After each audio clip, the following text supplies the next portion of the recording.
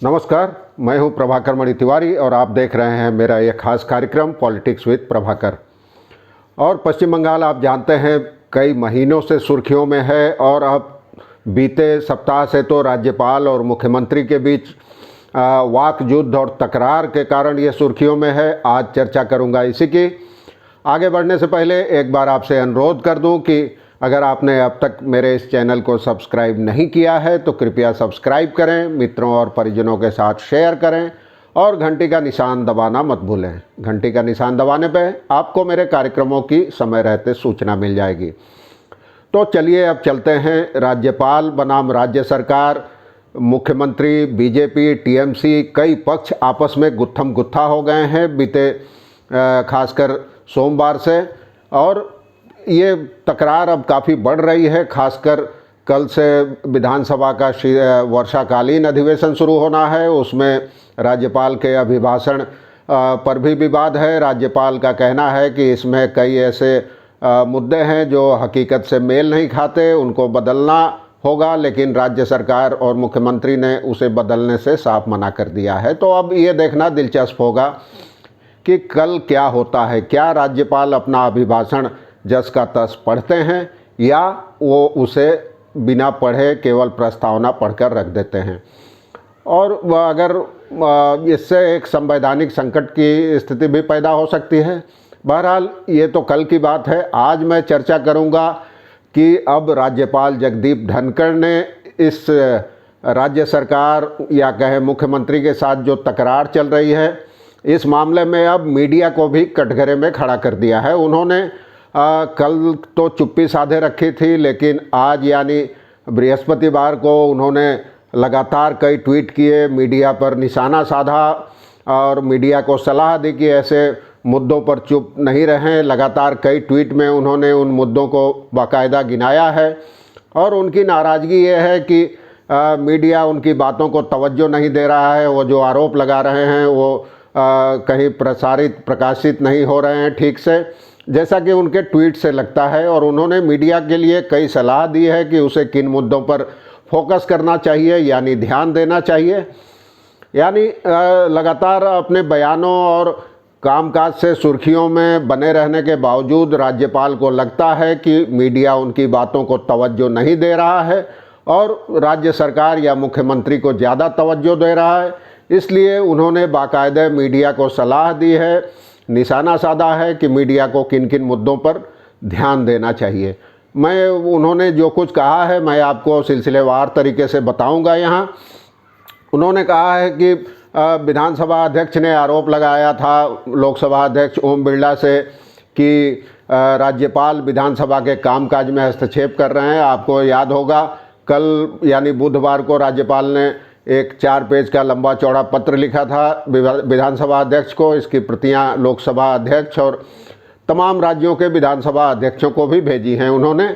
उनका कहना है कि ये सब आरोप निराधार हैं और उन्होंने, अब आप समझ सकते हैं 4 पन्नों के पत्र में क्या क्या उन्होंने लिखा होगा। वो पत्र भी मेरे पास है।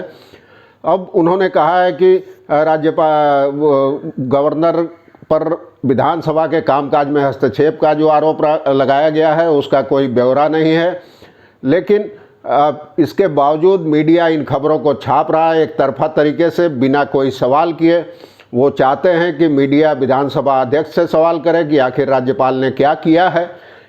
ये चीज़ें हैं। इसके अलावा विधानसभा अध्यक्ष ने कहा कि राज्यपाल डनलप इंडिया के अधिग्रहण और हस्तांतरण के विधेयक पर जो 2016 का था उसे दबाए रखा है उन्होंने, लेकिन राज्यपाल ने कहा है कि तथ्य यह है कि महामहिम राष्ट्रपति ने इस मामले को 15 जनवरी 2019 को डिस्पोज कर दिया। उन्होंने सहमति नहीं दी, लेकिन बावजूद इसके मीडिया ने चुप्पी साध रखी है। इसके अलावा मुख्यमंत्री ने कहा है कि राज्यपाल पर हवाला मामले में आरोप पत्र में नाम है जैन हवाला कांड में 25 साल पुराने, और उन्होंने अदालत से राज्यपाल ने स्टे लिया था। राज्यपाल भ्रष्ट हैं, लेकिन राज्यपाल का कहना है कि इस मामले में किसी आरोप पत्र में उनका नाम नहीं है और कोई स्टे नहीं लिया गया है अदालत से। फिर भी मीडिया एक नैरेटिव बना रहा है, राज्यपाल को भ्रष्ट साबित कर रहा है, ममता के आरोपों को तवज्जो दी जा रही है।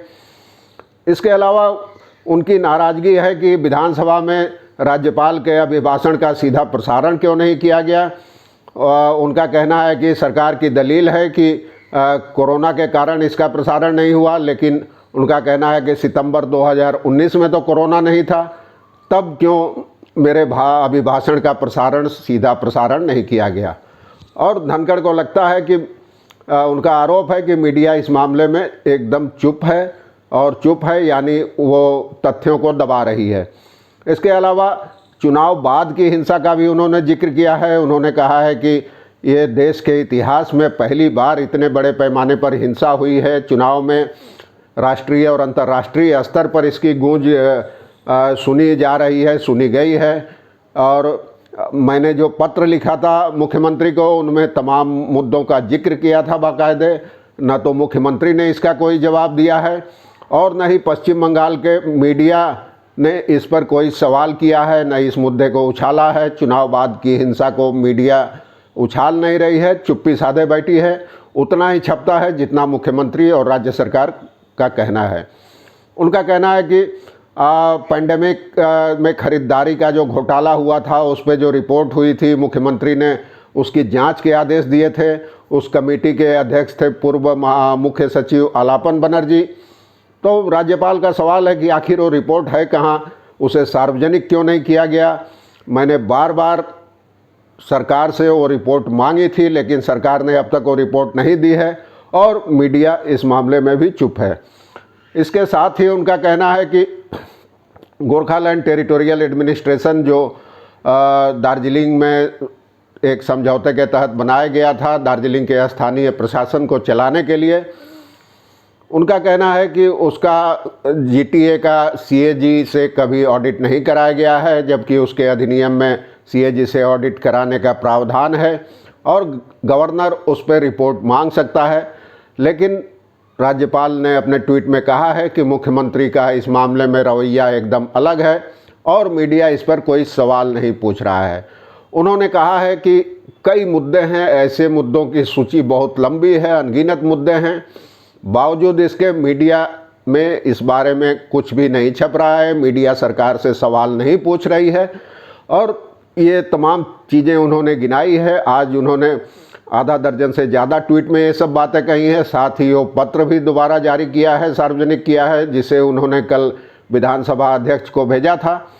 आप जानते हैं कई मुद्दों पर दार्जिलिंग में 7 दिनों तक राज्यपाल थे। वहाँ से लौटने के बाद कई मुद्दों पर तकरार हुई। पहले तो अभिभाषण के मुद्दे पर मुख्यमंत्री से बात हुई। उनकी दलील थी कि कई चीज़ें इसमें सही नहीं है, हकीकत से मेल नहीं खाती, तो इनको बदलना चाहिए। लेकिन मुख्यमंत्री ने साफ कह दिया फ़ोन पर कि ऐसा संभव नहीं है, क्योंकि मंत्रिमंडल ने इसका अनुमोदन कर दिया है। इसके अलावा कई मुद्दों पर उसी दिन फिर मुख्यमंत्री ने आरोप लगाया कि जैन हवाला कांड में आरोपी हैं। उसके घंटे भर बाद ही राज्यपाल ने राजभवन में एक फौरी प्रेस कॉन्फ्रेंस का आयोजन किया और उसमें सफाई दी कि इसमें कोई कुछ नहीं है, मेरा कहीं कोई नाम नहीं था आरोप पत्र में, मुख्यमंत्री गलत बोल रही हैं, उनका आरोप निराधार है। उसके अगले दिन फिर टीएमसी सांसद महुआ मित्र ने 2 पन्नों का एक पत्र जारी किया, जिसमें था कि हरियाणा में एक दौर में अवैध तरीके से प्लाट का आवंटन किया गया था। ऐसे नेताओं की सूची में धनखड़ का भी नाम था, लेकिन पंजाब हरियाणा हाई कोर्ट ने उसे रद्द कर दिया था और उन्होंने अंकल जी कह के ट्वीट जारी कर मखौल उड़ाते हुए राज्यपाल का किया। तो अब ये राज्यपाल बनाम राज्य सरकार, मुख्यमंत्री या तृणमूल कांग्रेस कह लें, तो ये विवाद लगातार तेज हो रहा है, लगातार चरम पर पहुंच रहा है। विवाद तो खैर राज्यपाल के शपथ ग्रहण के अगले दिन से ही शुरू हो गया था, लेकिन अब चुनाव के बाद ये विवाद और तकरार लगातार तेज हो रहा है। दूसरी ओर बीजेपी का कहना है कि राज्यपाल एक वकील रहे हैं सुप्रीम कोर्ट में, संविधान के जानकार हैं, वो ऐसा कोई काम नहीं करेंगे जो संविधान के दायरे से बाहर हो। प्रदेश अध्यक्ष दिलीप घोष का कहना था, उनका कहना था कि तृणमूल कांग्रेस और राज्य सरकार संवैधानिक प्रमुख यानी राज्यपाल का लगातार अपमान कर रही है, उनके खिलाफ अपमानजनक भाषा का इस्तेमाल किया जा रहा है। तो इस मामले में राज्यपाल बनाम राज्य सरकार, मुख्यमंत्री, इस मामले में तृणमूल कांग्रेस और बीजेपी भी कूद पड़ी है। तृणमूल कांग्रेस के कई मंत्रियों ने राज्यपाल की आलोचना की है, झूठ बोलने का आरोप लगाया है उन पर। ये तमाम विवाद चल रहे हैं। अब आगे कल क्या होता है, विधानसभा के अभिभाषण राज्यपाल क्या करते हैं, ये देखने लायक चीज़ होगी। इस बारे में मैं बताऊंगा आपको। तब तक आज के लिए इतना ही। धन्यवाद, नमस्कार।